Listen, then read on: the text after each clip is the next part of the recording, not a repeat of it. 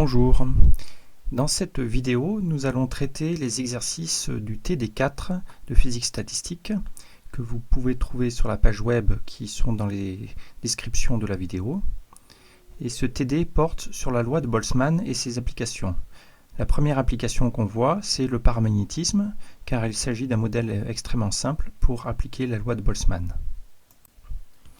Avant de commencer les exercices, on fait une petite introduction à la loi de Boltzmann. La loi de Boltzmann est fondamentale en physique statistique. On en a parlé au premier TD et on a fait un exercice qui montre le mécanisme qui l'explique et qui la démontre en quelque sorte. Mais dans ce TD et dans les TD suivants, on va seulement appliquer la loi de Boltzmann. On va l'utiliser et non pas la démontrer. Alors voici ce qu'affirme la loi de Boltzmann.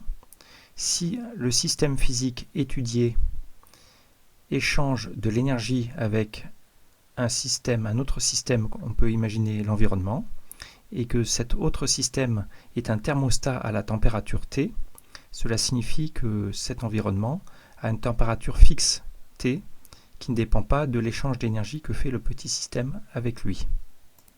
Eh bien, ce petit système, autrement dit le système étudié, est dans un état aléatoire et la distribution de probabilité sur les états M est donnée par cette formule, tout simplement.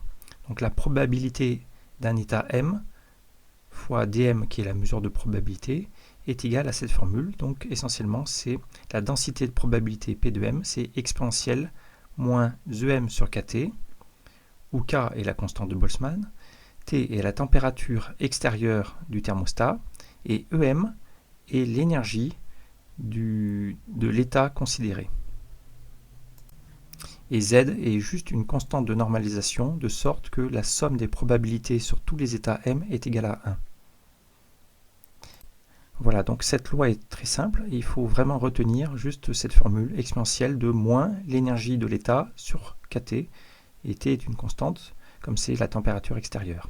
Autrement dit, la probabilité qu'un état M apparaisse décroît avec son énergie et décroît exponentiellement vite, mais avec un taux exponentiel qui dépend de la température.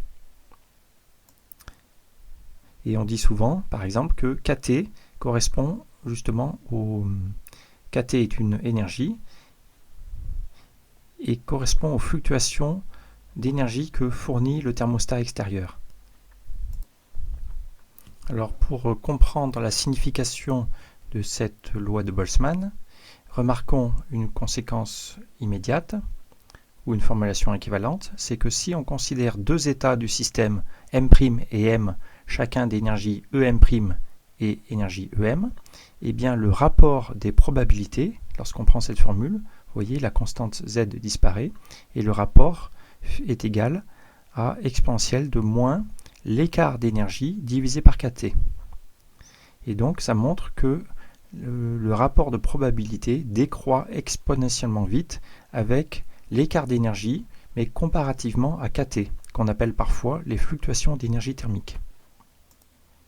Autrement dit, si les deux états ont une énergie, un écart d'énergie petit devant KT, eh bien leurs probabilités seront comparables.